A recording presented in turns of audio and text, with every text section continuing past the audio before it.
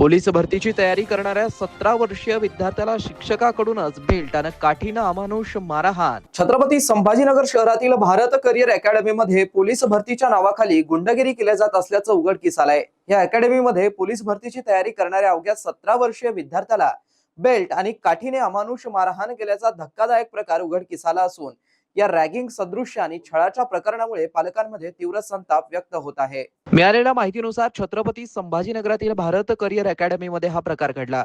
येथे पोलीस दलात भरती होण्याचं स्वप्न घेऊन एक 17 वर्षीय अल्पवयीन विद्यार्थी पूर्वतयारी करत होता। मात्र अकॅडमीचे पीटी प्रशिक्षक आणि व्यवस्थापक विवेक डाकणे याने क्षुल्लक कारणावरून या विद्यार्थ्याला बेल्ट आणि काठीने बेदम मारहाण केली। ही मारहाण इतकी अमानुष होती की यामध्ये विद्यार्थ्याचा मोठा शारीरिक आणि मानसिक छळ झाला।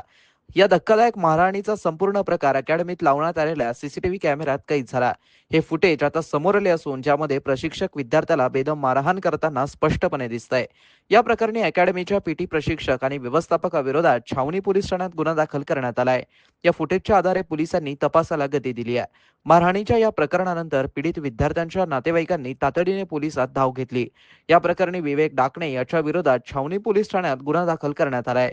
विद्यार्थ्याचा केवळ शारीरिक नव्हे तर रॅगिंग सदृश्य प्रकारातून मानसिक छळही करण्यात आल्याची नोंद फिर्यादीत करण्यात आली आहे। या प्रकरणाचं गांभीर्य ओळखून छावणी पोलिसांकडून आता या संपूर्ण घटनेची सखोल चौकशी सुरू आहे। शहरघरांमध्ये पोलीस भरतीच्या नावाखाली प्रशिक्षण घेणाऱ्या अकॅडमीच्या संख्येमध्ये दिवसेंदिवस प्रचंड वाढ होत असून एखादी अकॅडमी वगळताच कोणत्याच अकॅडमीकडे स्वतःचं निवासी इमारत नाहीये, मैदानही नाहीये। फक्त दिवा स्वप्न दाखवत गरीब मुलांकडून पोलीस भरतीच्या नावाखाली सर्रास पैसे उकळण्याचं काम केलं जात असल्याचं दिसून येतं।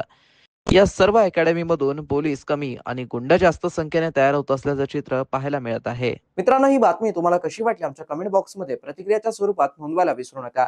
अशाच बातम्या बघण्यासाठी आणि अपडेट राहण्यासाठी आमच्या YouTube चॅनलला सबस्क्राईब करायला विसरू नका। धन्यवाद।